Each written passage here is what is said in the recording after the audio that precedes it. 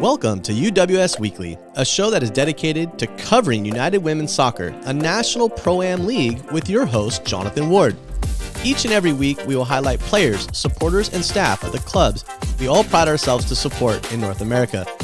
The UWS is a league that is committed to advancing women's soccer.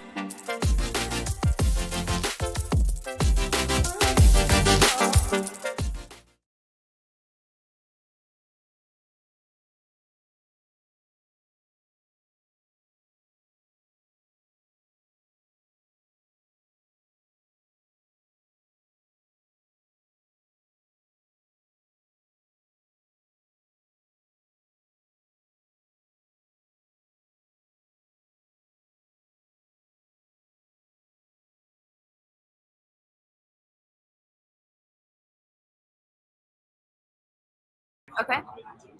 All right, everybody, welcome back. I am live. It's okay, Monica. I'm live with easily squirrel. I'm live with Monica Bosilijevac. Is that correct? Bosilijevac. I apologize. I practiced. I had it. And when you go live, it's the live. It's right. Yeah.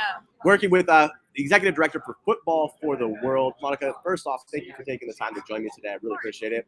How's the convention going for you?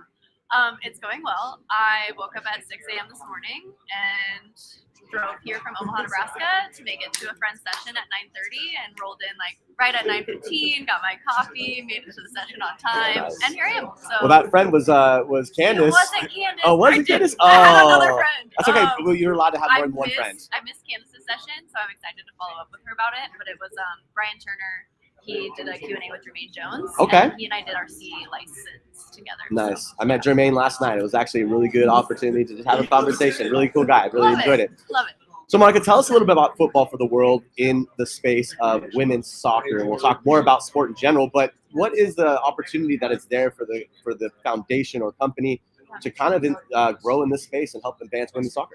Yeah, so Football for the World is a nonprofit organization. We're based out of Omaha, Nebraska. We really focus on providing equipment, providing safe places to play, and then providing quality coaching to kids who otherwise couldn't afford it. And then you look at that scene in the soccer landscape and you look at who really is like the most underserved or overlooked population, and it's women and girls. And look at me, I'm a woman and girl that experiences that on a daily basis. And so when I look at the potential for impact, that's a big reason why we focus on helping women and girls provide that, have that opportunity to play and gain those similar benefits, just like any other child would. So the opportunities, and especially the opportunities for impact, are massive because you can make just a very intentional investment into a woman or a girl and a program and providing that opportunity, and the benefits come back tenfold. And it's just a space that unfortunately like not enough people have top of mind. And even though the industry is like moving that way and like starting to recognize, it is like still such a small portion of like when people think about soccer on a daily basis, like women and girls do not go first, and they're not even a close second right now. And so we really want to focus on how do we make sure that every conversation Football for the World is a part of, that we are advocating for women and girls. And that happens in Omaha, and that happens on the national level, and it happens internationally as well. So like Jamaica is a really big place where we do work, and then how do we expand that into other Caribbean countries and really throughout the world. So how did you get involved in soccer? What's your story and your background like? Grew up in Omaha, Nebraska. Grew up playing many different sports. You have kids, maybe this day will come for you when you sit your daughter down and say, all right, you can't keep playing select sports in multiple sports. Which one do you want to choose? And I chose soccer. I had that conversation with my parents, softball, soccer, this, that. Chose soccer, and it was totally based on friendships and like those social relationships, which I always come back to now as a coach. Like, how do we get kids excited about the game? Like, how do we get more girls involved in playing the game? Like, sign their friends up and then have them go talk to their friends and like ask them to come play. Like, it is totally a social domino effect. Yeah, it's a social game. So grew up playing club and looked at where I wanted to play in college. If I wanted to play in college, a majority of my teammates that I grew up with did go on to play, mostly Division I or Division II. I made that decision to go to the University of Nebraska, Omaha, stay in my hometown because it was going to give me that opportunity to play Division II and have an immediate impact right away on the team. So many of my like close friends growing up also went there, and UNO just offered so many other areas of like what I wanted to study, the size of the school. Even though it was my hometown, I knew it would be a totally different experience.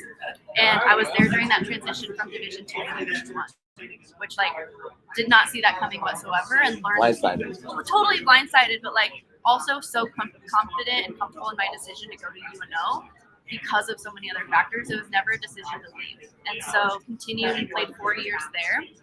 I was fortunate at that time because my coach allowed me to go study abroad.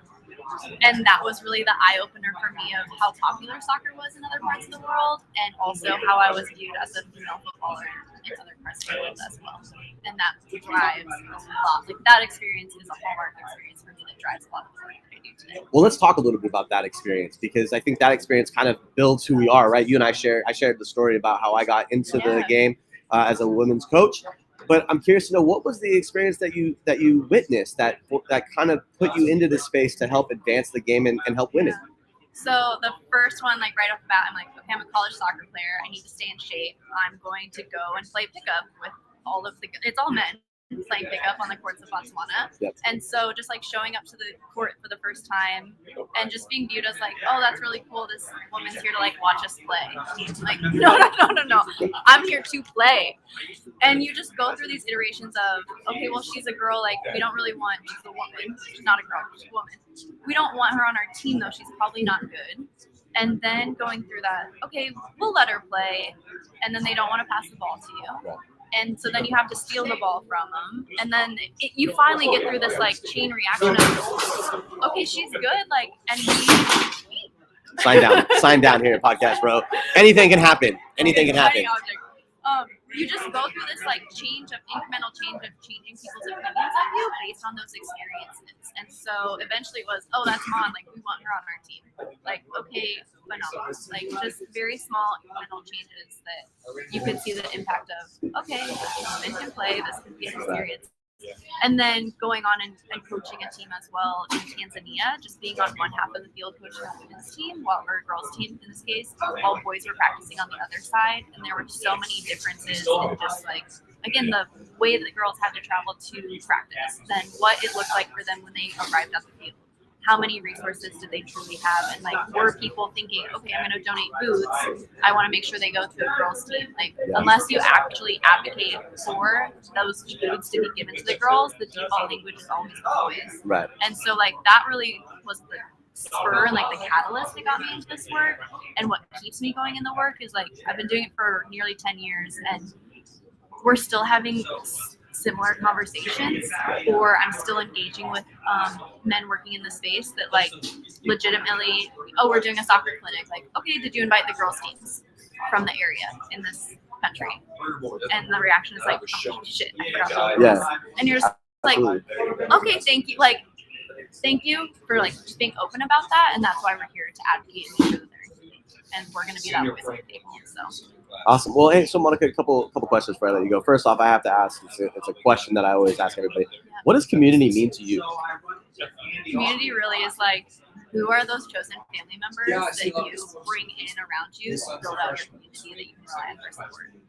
And the soccer community and that soccer identity is so important to so many people growing up, people that played in college, people that played like whatever level you played at, and then just being able to stay connected to that identity of self is totally supported by that community. So it is, who are your resources around you, and like how do you build that into your community?